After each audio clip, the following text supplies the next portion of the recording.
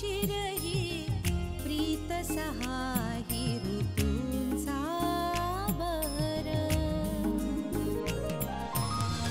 प्रीत सुखाची अनवट भाषा प्रीत नसे नियतीच्या रेषा प्रीत वचन ही प्रीती स्पंदन आठवणींचे प्रीती अत्तर वळता वळता खऱ्या प्रीतीचे नकळत तुझे येईल प्रत्यंतर.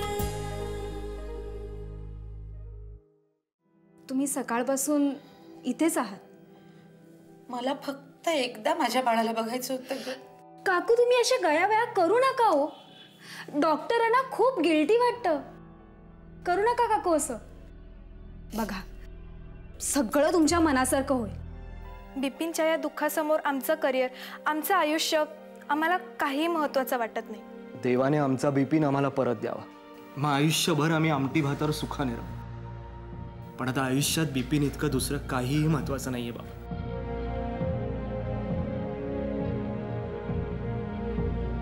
हे तुझं बोलणं ऐकलं आणि भरून पावलो रे बाबा.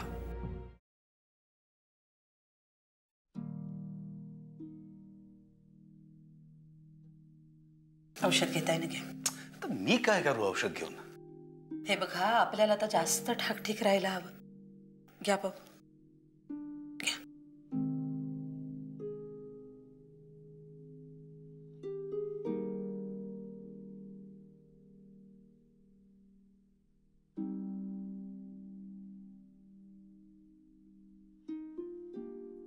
सुधा, हे सुधा, अगं काय झालंय? काय नाही.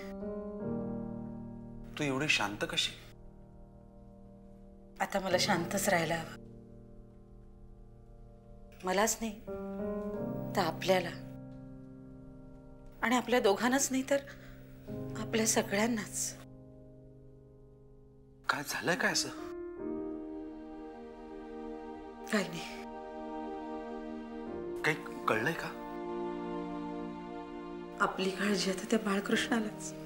तू मला कळेल असं बोल ना बाई. सांगते. जे ऐकू नये ते ऐकलं. अहो असं काय करताय तुम्ही उतावळ्यासारखं? तू माझी आणखीन परीक्षा बघू नकोस. काय झालंय ते सांग. साधी एक फुंकर मारली ना तरी सुद्धा मी कोलमडून पडेन. आता आपल्याला कोसळायला कोलमडायला उसंत नाहीये. तो अधिकार नाहीये आपल्याला. अविनाशला डॉक्टर सांगत होते की कधीच मोठं न होणाऱ्या बाळाला आता आपल्याला सांभाळायचंय, त्याला जपायचंय. एवढंच लक्षात ठेवा की बिपिनचं लहानपण आपल्याला आता पुन्हा. पण सुनंदा म्हणत होती की. म्हणूनच मी म्हणते आता माझ्या श्रद्धेची कसोटी आहे. कारण डॉक्टर म्हणत होते की चमत्कार झाले तर काही होऊ शकतं आणि असे चमत्कार होतात.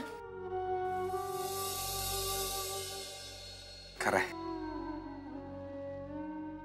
श्रद्धेमुळे चमत्कार घडतात.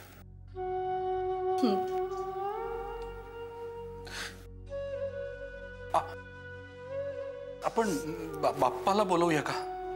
बाप्पा यायचंय आता. तू बोलशील का त्याच्याशी?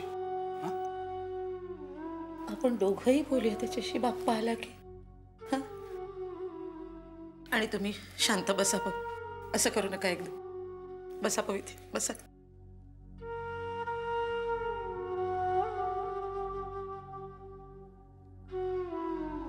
बसा. मी आले.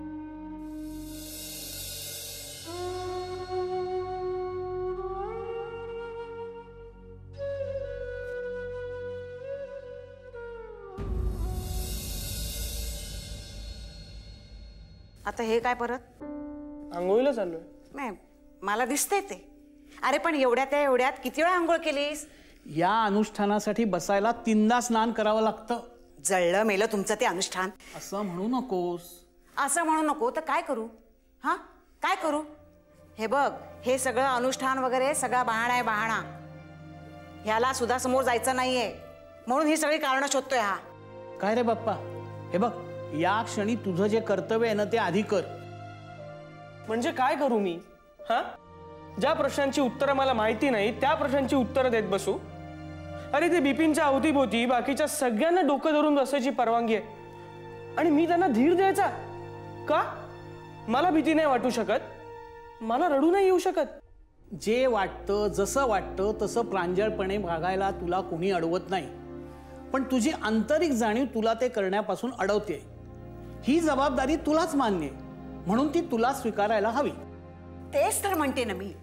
हे बघ, तू 3-3दा आंघोळ करून अनुष्ठानाला बसलास तर याचं लक्ष लागणार आहे का? लागणार आहे का लक्ष तुझं? हे बघ, नुसती कसरत होऊन बसेल ती. हे बघ, माझं ऐक, तू सुधाकडे जा. हा, तिला तुझी गरज आहे आता. अरे एक मुलगा घायाळ असताना दुसऱ्या मुलांना धीर देणं आवश्यक आहे. हे बघ, दूध पी आणि जाऊन ये. आई नाही, मी तिथे अजिबात जाणार नाही. अगं इथे आईच्या प्रश्नांची उत्तरं देणं सोड, पण मी तिच्या नजरेला नजर सुद्धा मिळू शकत नाहीये. अरे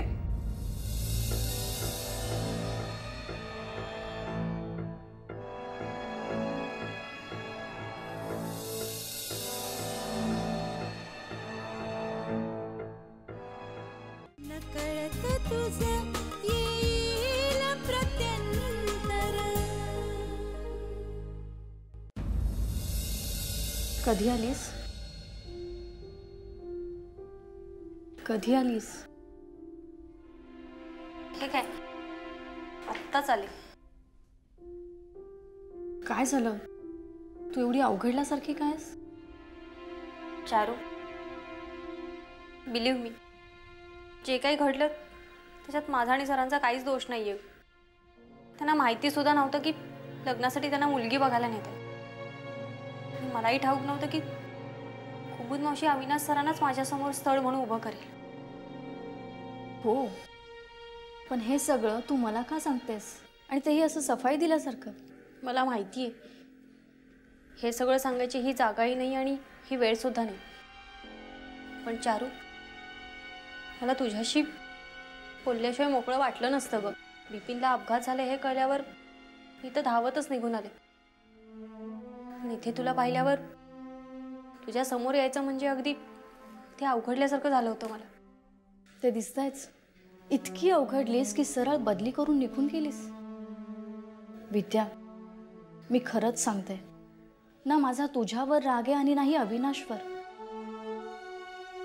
आणि राग असेलच कशाला? तुमचा काय दोष? आणि नाही माझा कुमुद मावशीवर राग आहे. ती बिचारी तर एक सामान्य बाई. लग्न जमवणं हा तिचा व्यवसायच नाही तर हौस आहे. आणि तिला तिच्या भाच्यालाही सुखी करायचं होतं. कोणामुळे कोण सुखी होत आहे हे आपल्याला माहितीही नसतं. आता बघ ना, बिपिनच्या बाबतीत अविनाशची सगळी धडपड बघून मी मनोमन खूप सुखावले. हो, पण म्हणून लगेच मी अविनाशकडून अपेक्षा नाही करत. काका काका कुठे आहेत? अगं श्वास तरी घे. अगं तो मी घेतीच आहे. माझं एक काम करशील का? काकांना सांग हॉस्पिटलमध्ये जाऊन हॉस्पिटलच्या डीनला ना एक ॲप्लिकेशन लिहायचं आहे. त्याच्यात लिहायचं की फक्त माझी ट्रीटमेंट चालेल. कळलं? हो हो, ते सगळं मी सांगते. पण बिपिन नक्की बरा होईल ना ग? अगं ती सगळी देवाचीच योजना असेल. बघ ना, मी नेहमी गाडी घेऊन निघणारी, त्या दिवशी मी चालत कशी निघाले? आणि नेहमीचा रस्ता असून मी रस्ता चुकले, पुढच्या रस्त्याला गेले. आणि जेव्हा डेपो समोर गेले ना, तेव्हा मला कळलं की मी रस्ता चुकली आणि म्हणूनच मी बिपिनला बघू शकले. अगं हो, सगळं ठीक होईल, काळजी करू नको. चारू, सगळं ठरवलेलं असतं, तसंच घडत असतं. अगं हो चारू, सगळं ठीक होईल, काळजी करू नको.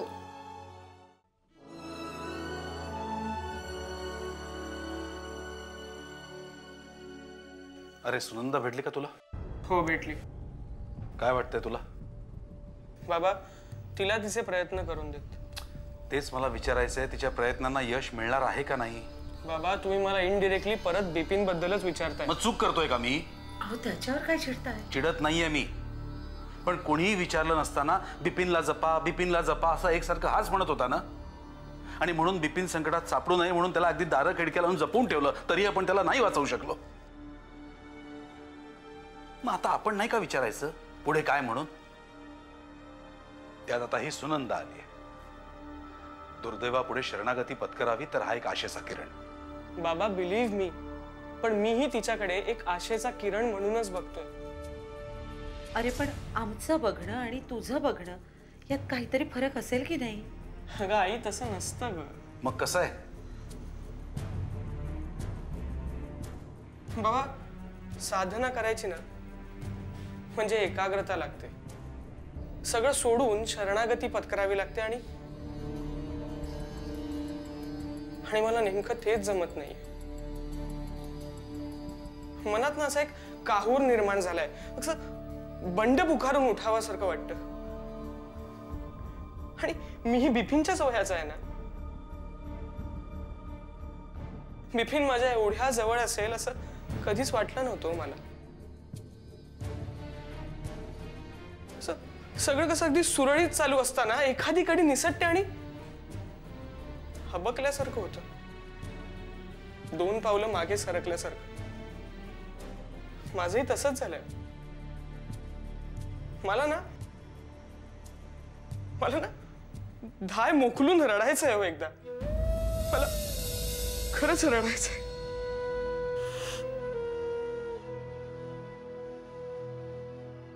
हे आमच्या लक्षातच आलं नाही बघ.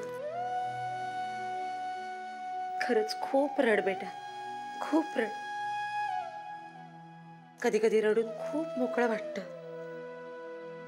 त्या परमेश्वराला निदान तुझ्या रडण्याची तरी दया येऊ दे.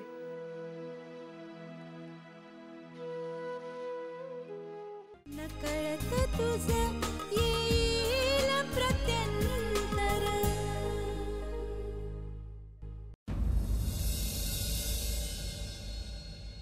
विद्या, तू आणि मिठू जरा घरी जाऊन या.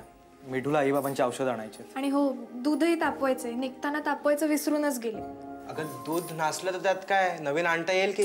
अरे हो रे, पण आमच्या आईकडे ना दूध नासलं म्हणजे अपशकुन मानलं जातं. आणि माझ्याही डोक्यात तेच फिट झाले. नको वाटतं. नाही मग निघा लवकर तुम्ही. हो माझा आणि चारूचा मोबाईल चार्जिंगला लावला. चारू आहे तशी तिथे. दूध नासलं नसेल ना ग. अरे आता नको त्या गोष्टीचं टेन्शन नको घेऊस. त्यापेक्षा त्या दिवशी जर बिपिनला जाण्यापासून अडवलं असतंस ना तर. तुला म्हणायचंय काय आम्ही दुर्लक्ष केलं? अरे विपुलला विचार, सतत गरडा घालून बसल्यासारखी माणसं होती. तरी ना आपलं एक चुकलं. दोरखंडाने बांधून ठेवायला पाहिजे होतं त्याला. बघ चिडू नकोस, शांत हो. अगं तो सहज बोलून गेलाय. आणि हे बघ मंदार, तसाही तो शांतपणे झोपला होता. आता त्या नंदिताचा फोन केव्हा आला आणि तो केव्हा खाली उतरला. तो खाली उतरला तेवढ्यात त्याला कोणीतरी उचलला. त्या बिचाराला ओरडायला सुद्धा चान्स मिळाला नसेल. ओरे म्हणजे काही कळायच्या आतच. अरे मग आपण पोलीस कंप्लेंट नाही करायची, असंच सोडायचं त्याला? हे बघ मंदार, बिपिनला ऍडमिट करताना पोलिसांना कळवलंच आहे. आता काय फक्त आपण बिपिन शुद्धीवर येण्याची वाट पाहतोय, समजलं? पण बिपिन शुद्धीवर आल्यावर त्याला आठवेल ना सगळं? म्हणजे तो ओळखेल ना आपल्याला? विद्या प्लीज नको त्या शंका काढू नकोस.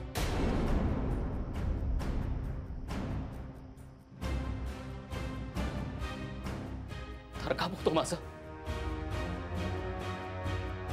हे सगळं जर का हे असं झालं तर माझा सगळ्यावर तो विश्वासच उडेल.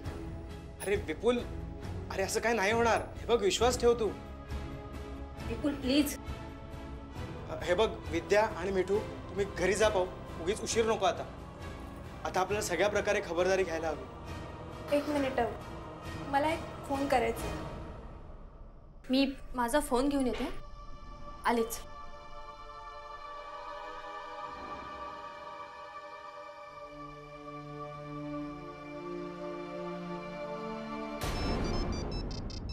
ही तर नंदूच्या फोनची रिंग आहे. मग त्यात आश्चर्य वाटण्यासारखं काय? म्हणजे तुम्ही तुमच्या मुलीजवळ फोनही ठेवला नाही? एक फोन ठेवलाय. फक्त इनकमिंग चालू आहे, आउट गोईंग बंद. मला द्या, द्या मला. नाही. फोन द्या मला. नाही. तुम्ही फोन द्या इकडे. नंदिता, सत्यानाश होईल तुझा. जळो तुझं तोंड. कुठून आलीस ग नंदिता? आमच्या एवढ्या हसऱ्या घराला दृष्ट लावून गेलीस. माझ्या बिपिनला जर काही झालं ना तर तू सुद्धा सुखी राहणार नाहीस, लक्षात ठेव. खूप घमेंड आहे ना तुझ्या बापाला तुझ्या श्रीमंतीची. देव करू आणि हे सगळं जळून खा गो. तुझ्या बापाला सांग तुमच्या श्रीमंतीपेक्षा ना आमचा देव बलवान आहे म्हणून. तो काहीतरी चमत्कार केल्याशिवाय राहणार नाही. आमचं बिपिन आम्हाला मिळेलच ग, पण तुमचं काय होणार आहे याचा विचार करा. नाही तुम्हाला जन्माची अद्दल घडवली ना तर नावाची मिठू नाही मी. माझ्या बिपिनसाठी मी काहीही करू शकते. हां, मला मान्य आहे. नंदू त्याला भेटायला गेली ही तिची चूक झाली, पण त्या चुकीची शिक्षा बिपिनला इतकी भोगावी लागेल असं तिला वाटलं नसेल का? अहो, फोन का काढून घेतलात? मी खरंच सांगते, तुम्हाला दहशत बसावी म्हणून मी कोणतंही भयंकर भयानक दुःख झेलायला तयार आहे. पण एकदा तरी मला तुमचा भीतीने भेदरलेला आणि काळवंडलेला चेहरा बघायचं भाग्य मिळू दे. त्या मिठूचा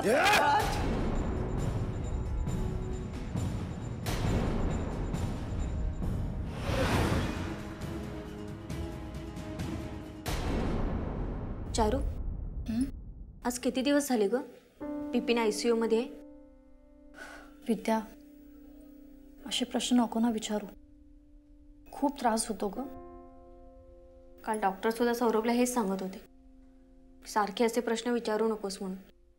त्याने आणखीनच त्रास होईल. काहीतरी मिरॅकल घडेल आणि आपला बिपिन पुन्हा आपल्या समोर. तुझा फोन वाजतोय? नाही ग, अभिचा फोन. ऑपरेशन थिएटरमध्ये परवानगी नाही ना, म्हणून इथे माझ्या जवळ ठेवून गेला होता. नुसती बेल वाजते, किती वेळा फोन केला तरी उचलतच नाही. हा जरा थांब. अगं पण फोन कोणाचा होता? जाऊ दे ना, आपल्याला काय करायचंय.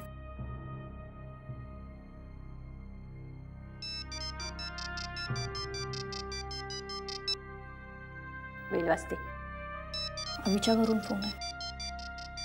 अगं मग घे ना.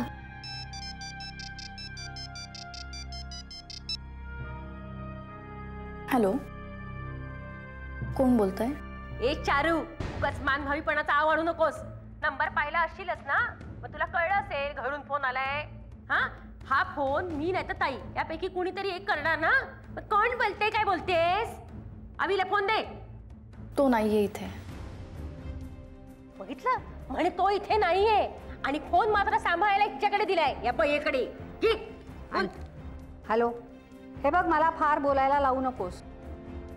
माझी मतं तुला पटत नाहीत म्हणून वेगळं व्हायचा निर्णय तू घेतलायस. आणि मग आता अवतीभोवती कशाला फिरतेस अभिच्या? तसं नाही आई. अगं तसं नाही आणि असं नाही, गुळमुळीत भाषा मला सांगू नकोस तू. आम्ही जसं स्पष्ट बोलतो ना ते सगळं तसं तू समजून घे. मी बोलते. काही निरोप होता का?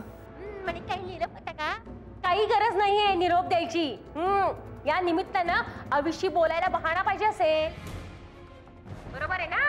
हे बघ, आता कुणाचाही फोन आला तरी फोन उचलायचा नाही. कुणाचाही आला तरी, कळलं? झालंय बोलून. बघितलं माझ्याशी कशी बोलते ती. हॅलो.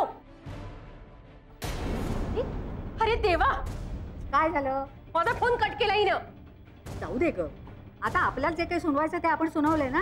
अरे पण माझा फोन कट करते म्हणजे काय? हा, आता तिला फोन करून तर हसडतेच.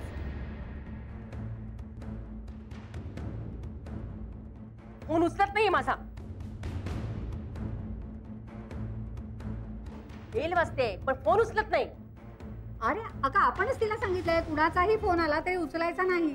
अरे पण माझा फोन उचलत नाही म्हणजे काय? आता हिला अशी हसडणार आहे ना मी. चारू, काय झालं?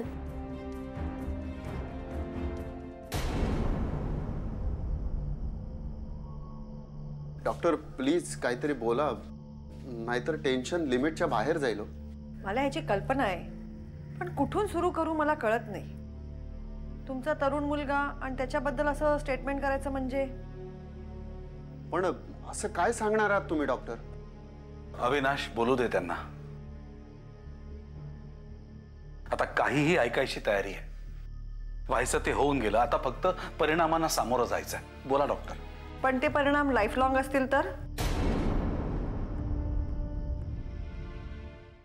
उद्या आमचे स्पेशलिस्ट बिपिनचं ऑपरेशन करायला घेतील.